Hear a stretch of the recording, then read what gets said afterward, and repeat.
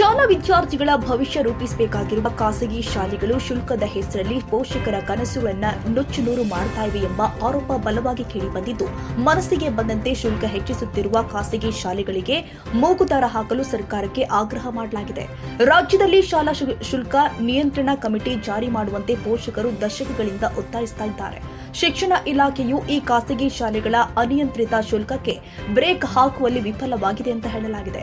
ಈ ಮನವಿಗೆ ಪ್ರಸ್ತುತ ಸಚಿವ ಮಧು ಬಂಗಾರಪ್ಪ ಅವರು ಸ್ಪಂದಿಸುತ್ತಾರೆ ಎಂಬ ನಿರೀಕ್ಷೆ ಇದೆ ಎಂದು ಪೋಷಕರು ತಿಳಿಸಿದ್ದಾರೆ. ತಮಿಳುನಾಡು ಸರ್ಕಾರವು ಇತ್ತೀಚೆಗೆ ಶಾಲೆಗಳ ಶುಲ್ಕ ಸಂಗ್ರಹ ನಿಯಂತ್ರಣ ತಿದ್ದುಪಡಿ ಕಾಯ್ದೆಯನ್ನ ಅಂಗೀಕರಿಸಿದ್ದು, ಖಾಸಗಿ ಶಾಲೆಗಳ ಅನಿಯಂತ್ರಿತ ಶುಲ್ಕ ಹೆಚ್ಚಳ ತಡೆಯಲು ಮತ್ತು ಪೋಷಕರಿಗೆ ಪರಿಹಾರ ಕೊಡಲು ಈ ಕಾಯ್ದೆಯನ್ನ ಜಾರಿಗೊಳಿಸಿದೆ. ಇದೇ ಮಾದರಿಯನ್ನ ಕರ್ನಾಟಕದಲ್ಲಿಯೂ ಕೂಡ ಜಾರಿಗೆ ತರುವಂತೆ ಕೂಗು ಎತ್ತಿದೆ. ತಮಿಳುನಾಡಿನ ಕಾಯ್ದೆ ಪ್ರಕಾರ ಸರ್ಕಾರವೇ ಖಾಸಗಿ ಶಾಲೆಗಳ ಶುಲ್ಕ ಮಿತಿಯನ್ನು ನಿಗದಿಪಡಿಸುತ್ತೆ. ನಿವೃತ್ತ ಹೈಕೋರ್ಟ್ ನ್ಯಾಯಮೂರ್ತಿಗಳ ನೇತೃತ್ವದಲ್ಲಿ 7 ಜನರ ಸಮಿತಿ ರಚನೆಯಾಗಲಿದ್ದು, ಈ ಸಮಿತಿ ನಿಗದಿಪಡಿಸಿದ ಶುಲ್ಕವೇ ಎಲ್ಲ ಖಾಸಗಿ ಶಾಲೆಗಳಿಗೂ 3 ಶೈಕ್ಷಣಿಕ ವರ್ಷಗಳ ಅವಧಿಗೆ ಕಡ್ಡಾಯವಾಗುತ್ತೆ.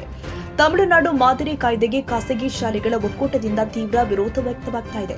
ರಾಜ್ಯದಲ್ಲೂ ಇದನ್ನ ಜಾರಿಗೆ ತಂದ್ರೆ ಕೋರ್ಟ್ನಲ್ಲಿ ಕಾನೂನು ಹೋರಾಟ ಮಾಡುವುದಾಗಿ ಅವರು ಹೇಳಿಕೊಂಡಿದ್ದಾರೆ. ಕೆಲವು ಖಾಸಗಿ ಶಾಲೆಗಳ ಪ್ರತಿನಿಧಿಗಳ ಪ್ರಕಾರ ತಮಿಳುನಾಡು ಮಾದರಿ ಎಂದು ಕೆಲವರು ತಪ್ಪು ಮಾಹಿತಿಯನ್ನು ಕೊಡುತ್ತಿದ್ದಾರೆ.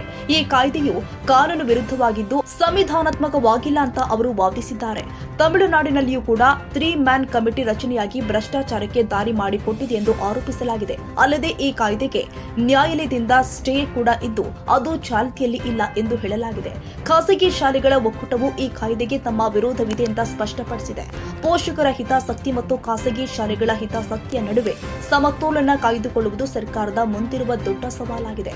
ನಮ್ಮ ರಾಜ್ಯ ಸರ್ಕಾರ ಈ ಕುರಿತು ಯಾವ ನಿರ್ಧಾರಕ್ಕೆ ಬರುತ್ತೆ ಎಂಬುದನ್ನ ಕಾದು ನೋಡಬೇಕಾಗಿದೆ. ಹಲವಾರು ವರ್ಷಗಳಿಂದ ಪೋಷಕರಾದ ನಾವುಗಳೆಲ್ಲ ಸೇರ್ಕೊಂಡು ಸರ್ಕಾರಕ್ಕೆ ಒಂದು ಶಾಲಾ ಶುಲ್ಕ ನಿಯಂತ್ರಣ ಕಮಿಟಿಯನ್ನ ಮಾಡಿ ಅಂತ ಎಲ್ಲ ಸರ್ಕಾರಗಳಲ್ಲೂ ರಿಕ್ವೆಸ್ಟ್ ಅನ್ನ ಮಾಡ್ಕೊಂಡಿದ್ವಿ. ಇದುವರೆಗೂ ಒಂದು ಶಾಲಾ ಶುಲ್ಕ ನಿಯಂತ್ರಣವನ್ನು ನಮ್ಮ ರಾಜ್ಯದಲ್ಲಿ ಮಾಡಿರಲಿಲ್ಲ. ಈಗಲಾದ್ರೂ ಸಹ ಮಧು ಬಂಗಾರಪ್ಪ ಅವರು ನಮ್ಮ ಒಂದು ಮನವಿಯನ್ನು ಹೋಗೊಟ್ಟಿ ಒಂದು ಶಾಲಾ ಶುಲ್ಕ ನಿಯಂತ್ರಣ ಕಮಿಟಿನ ಮಾಡ್ತಾರೆ ಅಂತ ನಂಬಿರ್ತೇವೆ. ತಮಿಳ್ನಾಡು ಮಾಡೆಲ್ ಅಂತ ಹೇಳಿ ತಪ್ಪು ಮಾಹಿತಿಯನ್ನ ಕೊಡ್ತಾ ಇದ್ದಾರೆ ಕೆಲವರು. ಅದು ಕಾನೂನು ವಿರುದ್ಧವಾಗಿದೆ, ಸಂವಿಧಾನಾತ್ಮಕವಾದ ವಿರುದ್ಧವಾಗಿದೆ. ಅಲ್ಲಿ ಕೂಡ 3 ಮ್ಯಾನ್ ಕಮಿಟಿ ಅಂತ ಎಲ್ಲ ಮಾಡಿ ಒಂದಷ್ಟು ಭ್ರಷ್ಟಾಚಾರಕ್ಕೆ ದಾರಿ ಮಾಡಿಕೊಟ್ಟಿದೆ. ಮತ್ತೆ ಸ್ಟೇ ಕೂಡ ಇದೆ, ಅದು ಚಾಲ್ತಿಯಲ್ಲಿ ಇಲ್ಲ. ಆ್ಯಕ್ಚುಲಿ ಖಂಡಿತವಾಗ್ಲೂ ನಮ್ಮ ವಿರುದ್ಧ ಇದೆ, ನಮ್ಮ ವಿರೋಧ ಕೂಡ ಇದೆ. ಅದು